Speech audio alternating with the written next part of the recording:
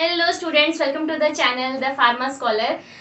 आज की वीडियो में मैं डिस्कस करूंगी ग्लूकोमा एंड उसमें यूज होने वाली ड्रग्स यानी कि drugs use in glaucoma and types of glaucoma. इससे पिछले वीडियो में मैंने डिस्कस किया था ग्लूकोमा क्या होता है एंड किस तरीके से अराइज होता है। आज की वीडियो में एक बार थोड़ा सा छोटा सा रिव्यू दे दूंगी एंड साथ ही साथ कितने टाइप के ग्लूकोमा होते हैं, उनके कॉजेज क्या है एंड उनमें कौन कौन सी ड्रग्स हैं जो यूज की जाती हैं तो फॉर ट्रीटिंग ऑफ ग्लूकोमा। अगर मैं एक जनरल ओवरव्यू की बात करूं तो ग्लूकोमा एक ऐसी कंडीशन है जिसमें रेटिनल डैमेज हो जाता है, या हम बोल सकते हैं कि जो आई की ऑप्टिक नर्व है या जिससे जो विजन के लिए जो नर्व रिस्पॉन्सिबल होती है हमारी आई में, उसका डैमेज हो जाता है, वो डैमेज हो जाएगी। तो अगर वो नर्व डैमेज हो जाएगी तो उसकी वजह से जो विजन है वो लॉस हो जाएगी या फिर जो पर्सन है वो ब्लाइंड हो सकता है, राइट। तो ये कॉन्सिक्वेंसेज है हमारे ग्लूकोमा में। ऑप्टिक नर्व डैमेज क्यों होगी? Due to the increase intraocular pressure. Eye में जो इंट्राऑक्यूलर प्रेशर है, इंट्राऑक्यूलर प्रेशर मैंने अपने प्रीवियस वीडियो में डिस्कस किया था कि आई में एक ऑक्यूलर प्रेशर होता है जो कि अराइज होता है due to the aqueous humour. ये आई के आगे जो एक्वस ह्यूमर होता है एंड विट्रस ह्यूमर होता है। तो एक्वस ह्यूमर एक तरह का प्रेशर लगाता है हमारी आईज पे। तो अगर ये प्रेशर बहुत ज्यादा इंक्रीज हो जाएगा तो जो आई में नर्व्स है, हमारी ऑप्टिक नर्व है या जो हमारे, तो आई में जो नर्व्स हैं बोल सकते हैं या रेटिनल लेयर है, वो उतने प्रेशर से डैमेज हो जाएगी एंड इसी कंडीशन को हम बोलते हैं ग्लूकोमा। मैंने प्रीवियस वीडियो में अपने डिस्कस भी किया था कि एक हमारी नॉर्मल आई की फंक्शनिंग क्या होती है कि आगे वाला जो पोर्शन है, जो ये लेंस है, लेंस के आगे वाला जो पोर्शन है, ये वाला जो पोर्शन आप देख रहे हैं, इसको हम बोलते हैं आइरिस एंड आइरिस के इसको हम बोलते हैं आइरिस एंड लेंस के आगे वाला सेक्शन जो ये वाला सेक्शन है ना, इसको हम बोलते हैं कॉर्निया, राइट। एंड इस लेंस को जो मसल्स होल्ड करके रखती हैं, उन मसल्स को हम बोलते हैं आइरिस मसल्स। ये जो आइरिस मसल्स हैं ये हमारे लेंस को होल्ड करके रखने का काम करती हैं। अब इसी आइरिस मसल्स का ज्यादा रोल होता है। ये जो आइरिस मसल्स होती हैं यही रिलीज करती हैं एक तरह का जेली लाइक या वाटर लाइक सब्सटेंस जिसको हम बोलते हैं एक्वस ह्यूमर। ये आइरिस की मसल्स ही इस एक्वस ह्यूमर्स को रिलीज करती है, राइट। अब ये एक्वस ह्यूमर क्या करता है कि ये आइरिस की मसल से यहाँ आइरिस की मसल से रिलीज होगा एंड ये इस तरीके से कुछ, ये हमारे कॉर्निया जो है, कॉर्निया में होते हुए आप बोल सकते हैं प्यूपिल, तो ये आइरिस की मसल से क्या करती हैं, एक्वस ह्यूमर को सिक्रीट करती हैं। अब ये एक्वस ह्यूमर इधर प्यूपिल से होते हुए, इधर हमारे आइरिस से होते हुए, यहाँ पे एक ड्रेनेज कैनाल होती है, मैंने आपको बताया था कि इस ड्रेनेज कैनाल में ना फिर जाकर के ड्रेन हो जाता है, जिसको हम बोलते हैं ट्रेबेकुलर मेशवर्क। यानी कि ये कैनाल जो होती है इसका नाम होता है ट्रेबेकुलर मेशवर्क। तो ये जो एक्वस ह्यूमर है ये ड्रेन होता है, यानी कि आइरिस मसल्स इसको बनाती हैं एंड ये इस तरीके सर्कुलेट होते हुए यहाँ पे जो ड्रेनेज कैनाल है इसमें जाके ड्रेन हो जाता है। यानी एक सर्कुलेशन चलता रहता है सेम इस, क्योंकि ये ड्रेनेज कैनाल दो तरफ होती हैं।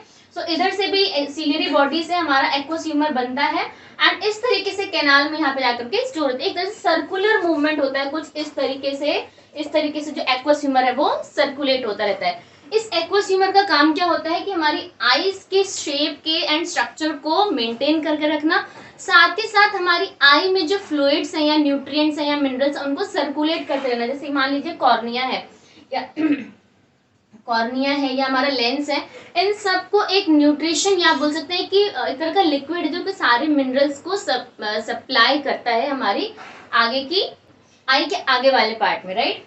तो होता क्या है, ये हमारा नॉर्मल फंक्शनिंग है कि भाई आइरिस से एक्वस ह्यूमर रिलीज हुआ एंड हमारे प्यूपिल से होते हुए वो फिर से ड्रेनेज कैनाल में जाकर के डंप हो जाता है एंड फिर से आइरिस से रिलीज होता है एंड फिर से वो सर्कुलेट होता है, फिर से ड्रेनेज कैनाल में डंप हो जाता है।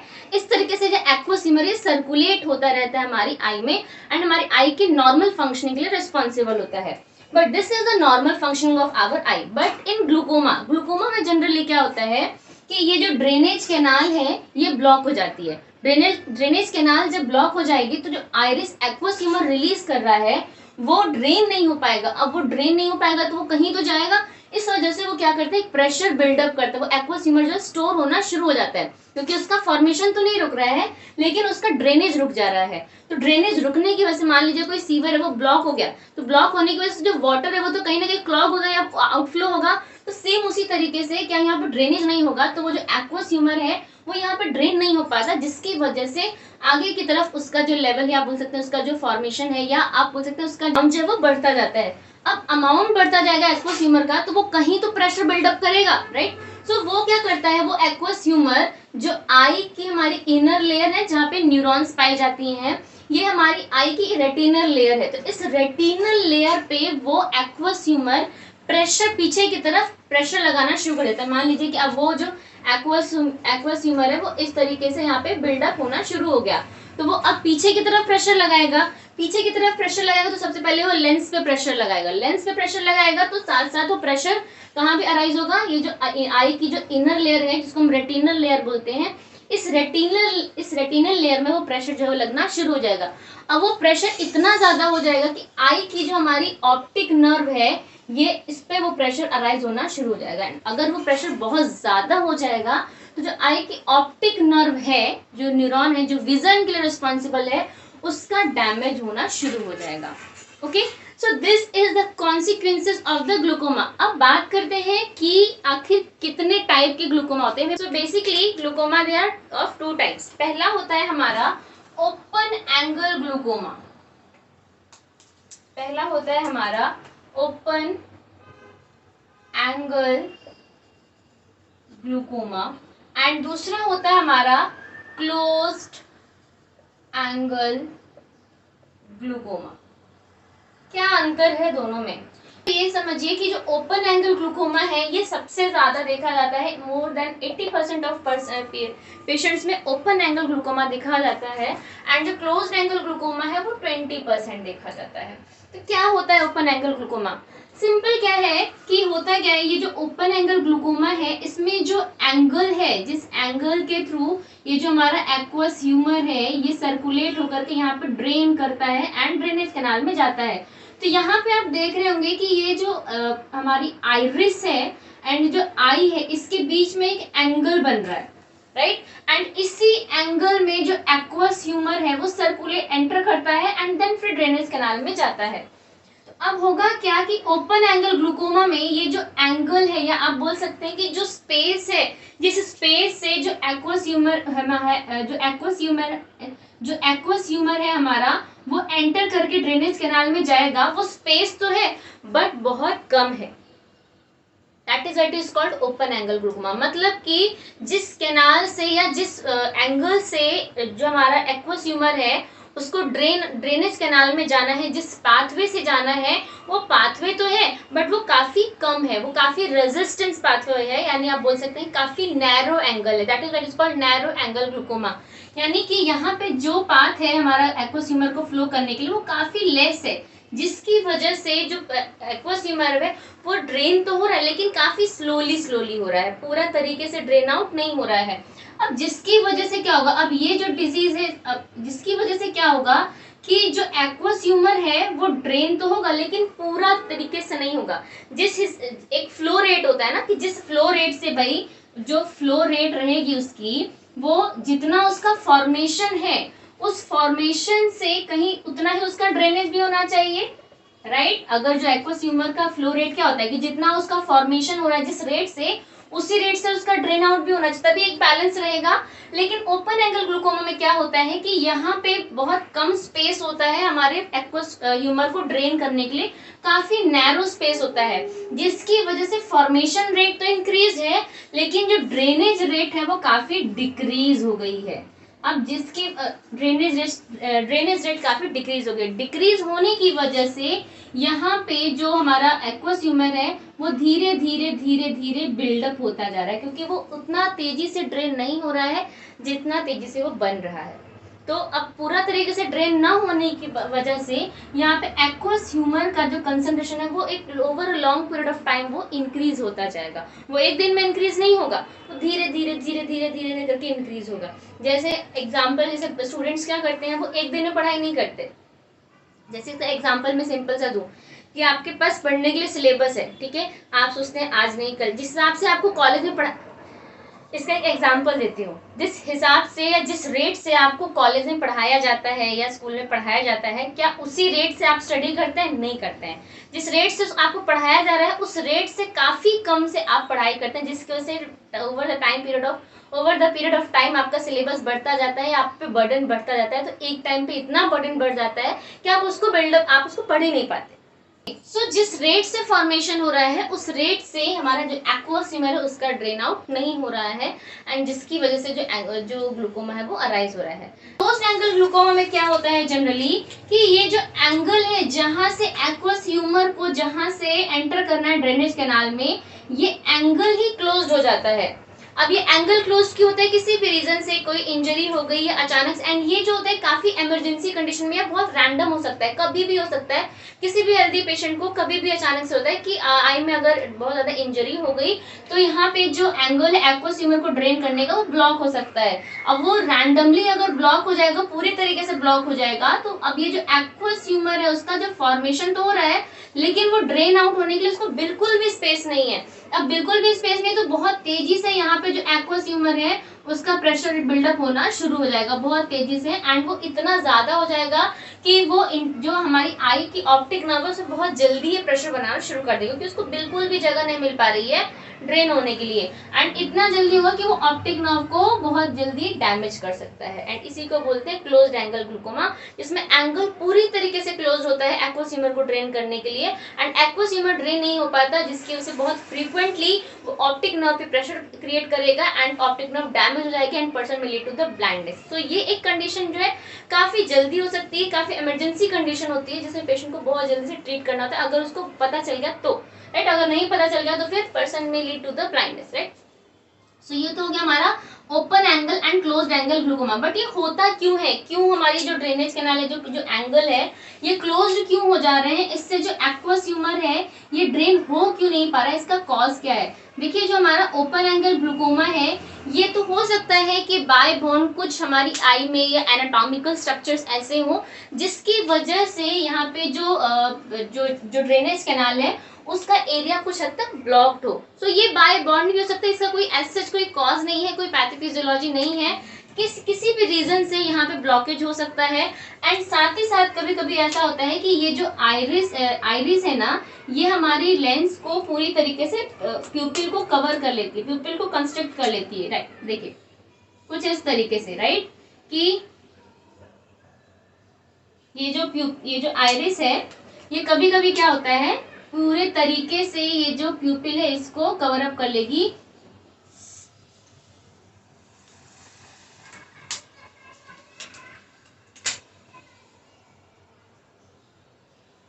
राइट। प्यूपिल है, इसको कभी कभी क्या होता है कि जो आइरिस है पूरी तरीके से इस प्यूपिल को कवर अप कर लेगी। कवर अप करने की वजह से यहाँ से जो एक्वस ह्यूमर सीलियरी बॉडी जो बना रही है उसका एरिया, जो उसका जो पाथ होता है परमानेंटली ब्लॉक हो जाएगा, या आप बोल सकते हैं कि ब्लॉक हो सकता है, जिसकी वजह से जो एक्वस ह्यूमर है उसको ड्रेन करने के लिए पाथ यहाँ पे ब्लॉक हो जाएगा, क्योंकि जो प्यूपिल है वो कंस्ट्रिक्ट हो गया है, क्योंकि जो हमारा आइरिस है उसने हमारी प्यूपिल को कवर अप कर लिया है। प्यूपिल को कवर अप हो जाएगा तो जो पाथ हमारा एक्वस ह्यूमर मतलब फॉलो करता था ड्रेन करने के लिए, वो पाथ जो है वो फॉलो नहीं हो पाएगा, जिसकी वजह से एक्वस ह्यूमर जो है वो ड्रेन नहीं हो पाएगा, वो यहीं पे अपना प्रेशर बिल्डअप करना शुरू कर देगा। सो ये एक कॉज हो सकता है। इसके अलावा जैसे मैंने बताया क्लोज्ड एंगल ग्लूकोमा में किसी भी इंजरी की वजह से, किसी भी एनाटॉमिकल इंजरी की वजह से यहाँ पे जो परमानेंटली जो एंगल है वो क्लोज हो जाएगा। क्लोज होने की वजह से जो एक्वस ह्यूमर है वो बिल्कुल भी ड्रेन नहीं हो पाएगा, and this is the cause of closed angle glaucoma. So ultimately cause क्या है कि जो एक्वस ह्यूमर है वो ड्रेन नहीं हो पा रहा है। ओपन एंगल में कुछ ड्रेन हो रहा है लेकिन जिस फॉर्मेशन रेट से बन रहा है उस फॉर्मेशन रेट से ड्रेन नहीं हो पा रहा है, एंड इसलिए स्लोली प्रोग्रेशन है। एंड क्लोज्ड एंगल ग्लूकोमा में अचानक से किसी इंजरी की वजह से, किसी भी रीजन की वजह से वहां पे एरिया जो है वो परमानेंटली ब्लॉक हो जाएगा, जिसकी वजह से प्रेशर बिल्डअप हो जाएगा, एंड जो एक्वस ह्यूमर बिल्कुल भी ड्रेन आउट नहीं हो पा रहा है। तो अब क्या कर सकते हैं, ट्रीटमेंट क्या है? हमें पता चल गया कि क्या कॉजेज है, लेकिन अब किस तरीके से ट्रीट कर सकते हैं, इसका ट्रीटमेंट छुपा हुआ है। क्या कर सकते हैं हम कभी भी ये चीज हमको याद रखना है कि ग्लूकोमा में जो लॉस हो चुका है ब्लाइंडनेस का, वो रिवर्स नहीं हो सकता।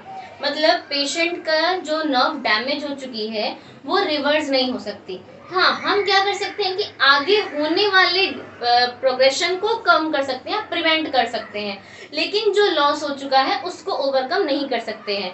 यानी कि अगर मान लीजिए कि ऑप्टिक नर्व डैमेज जितनी हो चुकी है उसको रिकवर नहीं किया जा सकता, लेकिन फर्दर डैमेज होने से बचाया जा सकता है। कैसे कर सकते हैं?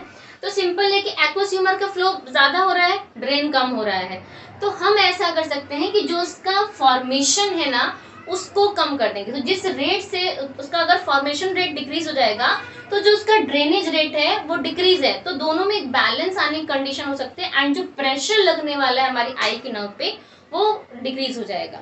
मतलब कि जो इंक्रीज्ड फॉर्मेशन हो रहा है उस इंक्रीज्ड फॉर्मेशन को, या जो फॉर्मेशन हो रहा है उस फॉर्मेशन को अगर हम डिक्रीज कर दें, तो अगर डिक्रीज होने की वजह से जो ड्रेनेज है वो तो हो ही रहा है, तो स्लोली स्लोली जितना फॉर्मेशन होगा उतना ही ड्रेन आउट हो जाएगा, तो एक बैलेंस की कंडीशन जनरेट हो जाएगी, राइट। तो इसी तरीके से हम ट्रीटमेंट करते हैं ग्लूकोमा में कि जो एक्वस ह्यूमर का जो प्रोडक्शन है ना उसको ही डिक्रीज डाउन कर देंगे, decrease. Okay, now let's talk about the drugs used in the glaucoma. कौन कौन सी ड्रग्स हैं हमारी जो ग्लूकोमा में यूज होती हैं? पहली आती है हमारी topical beta blocker. Beta blocker क्यों यूज करते हैं? जो हमारी सीलियरी मसल्स हैं उसमें पाए जाते हैं बीटा रिसेप्टर्स, एंड यही बीटा रिसेप्टर्स रिस्पॉन्सिबल होते हैं for the formation of aqueous humour.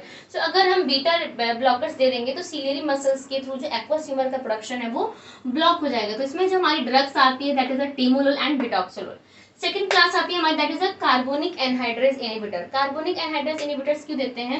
जो हमारी सीलियरी मसल्स है जहाँ से एक्वस ह्यूमर का प्रोडक्शन हो रहा है वहां से फॉर्मेशन होता है बाइकार्बोनेट आयन का। जितना ज्यादा बाइकार्बोनेट आयन का फॉर्मेशन होगा उतना ही ज्यादा एक्वस ह्यूमर का प्रोडक्शन होगा। सो अगर हम इस बाइकार्बोनेट आयन के फॉर्मेशन को ब्लॉक कर दें तो हमारा जो एक्वस ह्यूमर है उसके प्रोडक्शन को ब्लॉक किया जा सकता है। तो इसमें जो ड्रग हमारी यूज होती है that is acetazolamide. And third हमारी जो क्लास आती है that is alpha adrenergic agonist. इसमें हम क्या करते हैं, जो हमारी सीलियरी मसल्स हैं उनमें पाई जाती हैं ब्लड वेसल्स, यानी कि उन ब्लड वेसल्स से ही जो हमारा एक्वस ह्यूमर है उसका प्रोडक्शन हो रहा है, यानी कि वहां से ब्लड वेसल्स ही फिल्टर आउट करके जो प्लाज्मा दे रही है उससे एक्वस ह्यूमर का प्रोडक्शन हो रहा है, राइट। सो यहाँ पे अगर हम ब्लड वेसल्स का वैसो कंस्ट्रिक्शन कर देंगे तो जो एक्वस ह्यूमर का जो उजिंग है या एक्वस ह्यूमर का जो फॉर्मेशन है जो रिलीज हो रहा है ब्लड वेसल से, उसका फॉर्मेशन जो है वो डिक्रीज हो जाएगा। तो इसमें जो हमारी ड्रग्स आती है दैट इज डिपिविफ्रिन एंड ब्रिमोनिडीन एंड एप्राक्लोनिडीन। सो इन तीनों ही कैटेगरी में हम जनरली क्या करेंगे, एक्वस ह्यूमर के फॉर्मेशन को ब्लॉक कर देंगे, यानी कि हम उसके फॉर्मेशन को अगर डिक्रीज कर देंगे, ब्लॉक नहीं डिक्रीज कर देंगे, सो उसका जो ड्रेनेज है वो समहाउ कुछ कंट्रोल में आ सकता है, या जो इंट्राऑक्यूलर प्रेशर है वो कुछ हद तक रिड्यूस किया जा सकता है। बट जो ऑलरेडी जो हो चुका है ब्लाइंडनेस या जो प्रोग्रेशन हो चुका है वो रिवर्स नहीं किया जा सकता। तो that is all about the glaucoma. Next lecture में मैं डिस्कस करूंगी माइड्रियासिस एंड मियोटिक्स एंड आपको इस वीडियो में अगर कोई डाउट है तो आप मुझे कमेंट करके बता सकते हैं। Okay, so thank you so much for the watching and please channel को सब्सक्राइब जरूर कर लीजिए।